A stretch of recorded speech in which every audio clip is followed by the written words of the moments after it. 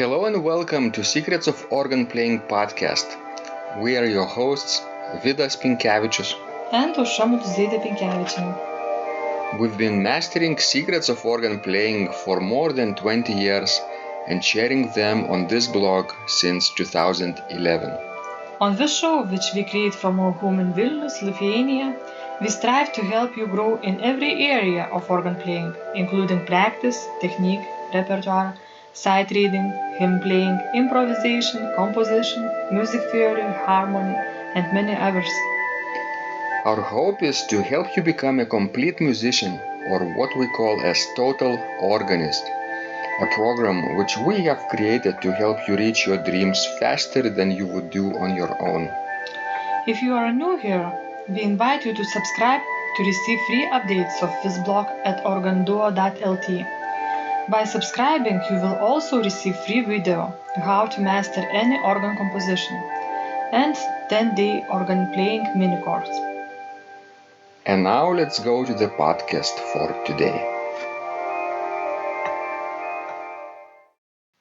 Hi guys, this is Vidas. And Ausra. Let's start episode 391 of Secrets of Organ Playing podcast. This question was sent by Jay. And Jay is on the team who transcribes our podcast conversations. He wrote, "Yesterday I played organ for my church services. Don't get to do that real often.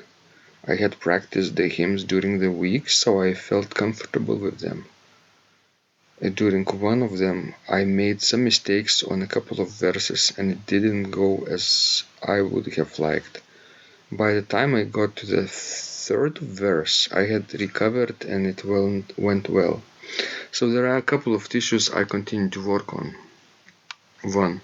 Volume, pedals and swell and grade on this organ. When I try to adjust the levels during playing, I have problems and make mistakes in playing. Working the pedals needs to be practiced like everything else, I guess. 2. Control. I think everyone makes mistakes while playing, to one degree or another. Maybe even Vidas. Probably not Ausra though. The key seems to be, at least to me, how fast we can recover and move on through the piece. Gotta work on technique." And other people from our Total Organist group jumped into the conversation, and David wrote, "Just so you know, you're not alone. I could have written your exact post from the last service I played. In practice, I did everything perfectly. I kept messing up one measure of a very simple hymn on that Saturday, though. Holy, holy, holy, Lord God Almighty. Then I had to close the swell box a bit because it was a smaller crowd due to the weather and I was playing a little too loudly for the crowd. And when I did that, I messed up the bass because I didn't get my right foot freed up in time to hit the next notes. In practice all week, I played it perfectly and even used my hymnal supplements alternative harmonization with vocal descent flawlessly. On Sunday, I just stuck to the main hymnal because I felt less confident after messing up. I too will have to practice operating the expression shoes while playing. I have a really difficult time, for example, when I play Berceuse by Verne, trying to keep the pedal playing going and operating the expression shoes at the same time." Jay answered to David. He wrote, "Thanks, David. It's comforting to know I'm not the only one struggling with things like this. However, I'm sorry as well. Just gotta keep plugging along, one foot in front of the other, or in this case, one pedal in front of the other. Thanks for your response and encouragement." And I wrote, Yes, Jay, practice swell pedal changes ahead of time, and in any place you make a mistake, mark it in the score. Go back and play without mistakes in a slow tempo 3 times in a row. Ruth added, "Hi Jay, you touched upon a major point in your writing. The key seems to be how fast we can recover and move on through the piece.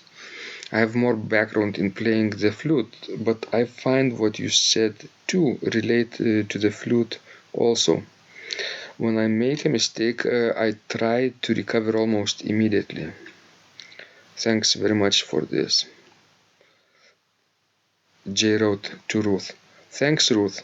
I play flute and sax also. Recovery time on those instruments seems much quicker than on the organ." So, Ausra, this is a very extended discussion now in our Total Organist communication channel on Basecamp. And what would you add? I would just want to make one quick comment, about the beginning of, this question. About making mistakes, that, everybody makes them. Yes, and even I do make them. So it's very funny that, Jeremy thinks that I'm not making mistakes. Jay, right? Jay, yes.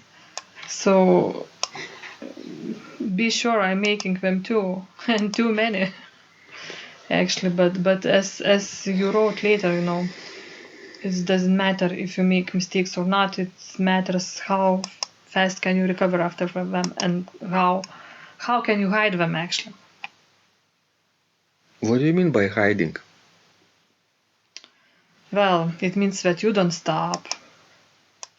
You won't change tempo. You won't react to them during actual performance. Do you have to distract your audience? Like, look, here, the full moon. And then you make mistakes and No, they don't listen. I haven't did that. Maybe you have done it. Look, the pastor ate all communion. Well, stop making silly jokes. But as people talked about swell pedal. Well, it's a problem sometimes for me as well, because at home we don't have swell pedal, and in church we have one. But for example, during our study years at the Academy of Music, all for mechanical organ or tracker organ didn't have any swell pedals, so we just had to practice them mentally, basically. To imitate the foot movements in the middle of the pedal board to place the right foot. Yes, and if you would think about, the Schuke organ at the Philharmonic building, where our final exam of organ took place, it has the swell pedal, but it's on the side of the instrument. It's very uncomfortable. Like sometimes they have these shoe pedals. Yes. in 19th century organs, right? And in a very extreme edge of the pedal board on the right. But well, what I'm thinking, that when you practice, music that requires, to use the swell pedal, and you don't have it, for example, you need to, to prepare mentally to do it. You always need to know in which position your body will be at a certain moment in the piece. So just you need to think very carefully about how you're pedaling your piece. Yes, if it's a surprise to you when you're playing an instrument with the swell box, if your feet movements are not comfortable to you, that means that you didn't prepare in advance. And I'm talking about myself too. Sometimes I have to improvise my feet movements and swell pedal movements like that. And actually, improvisation does help here. When you're used so much playing music on the spot, and adding swell pedal, crescendo and diminuendo spontaneously, then when the time comes to play the real organ composition which you practiced, then it's not that difficult because you practice those movements a million of times in different situations, right? Yes, that's true. And in general, I think when actually performing a hymn or any given piece of music, the most important thing is don't stop. Because rhythm is the most important during the actual performance. Mm-hmm. Don't repeat the notes. Sure. Especially when you are accompanying congregational singing. Because people will think that they don't they mess up when you don't lead them.